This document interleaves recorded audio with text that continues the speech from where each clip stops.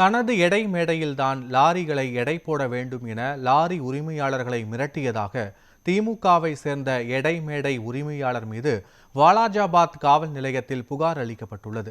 இது தொடர்பாக காஞ்சிபுரம் மாவட்ட லாரி உரிமையாளர்கள் சங்க தலைவர் வரதன் அளித்த பேட்டியை பார்க்கலாம்.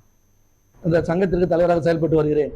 இந்த செயல்பட்டு வருகின்ற நேரத்தில் நம்ம லாரிகள் அனைத்தும் தமிழ்நாடு நுகர்வோர் வாணிப கழகத்தின் மூலமாக நெல் கொள்முதல் நிலையத்திலிருந்து நெல் ஏற்றி நமது கட்டவாக்கம் கேப்பிற்கும் நத்தாநல்லூர் கேப்பிற்கும் நமது லாரிகள் சென்று வருகின்றன. அந்த வருகின்ற நேரத்தில் பாலாஜி எடை மேடையில் நம்ம எடை போட்டு கொண்டிருந்தோம். அந்த எடை மேடையில் ஒவ்வொரு லாரிக்கும் 1/2 டன் குறைவாக வருவதால், எடை குறைவாக அடித்து கொடுப்பதால் எங்களுக்கு நஷ்டம் ஏற்படுறது, வாடகையும் நஷ்டம் ஏற்படுறது. அதன் காரணமாக நாங்கள் அரசு எடை மேடையில் எங்களுடைய லாரிகள் எடை போட எங்கள் சங்கம் நிர்வாகம் முடிவு செய்து அனைத்து லாரிகளும் அரசு எடை மேடையில் எடை போட்டுக் கொண்டிருக்கின்றன. இந்த நேரத்தில் அந்த பாலாஜி எடை உரிமையாளர் கண்ணன் என்பவர் தினமும் எங்களை மிரட்டி வருகிறார். என் எடையில் தான் போட வேண்டும் அப்படின்னு சொல்லி நாங்கள் அந்த மிரட்டலுக்கு அடிபணியாமல் அரசு எடை மேல் போட்டுக் கொண்டிருக்கிறோம்.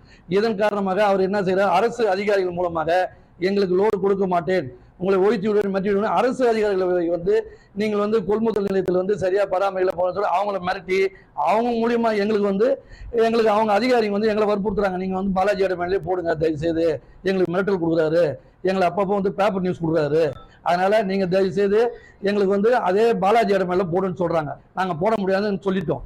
விவசாயம்னா இடம் அடிக்கும், விவசாயத்துக்கு என்ன சம்மந்தம் இருக்குது? எங்க சௌகரியம், லாரிக்காருக்கு எங்க லாபம் நோக்கு இருக்குது அங்கதான் போட முடியும். விவசாய சங்கத்தை நான் சாலை மறியல் பண்ணுவேன்னா அதிகாரிங்க அதுக்கு பயந்து எங்களை அங்க போடுன்றாங்க. அப்போ அது எப்படி நியாயமா? அது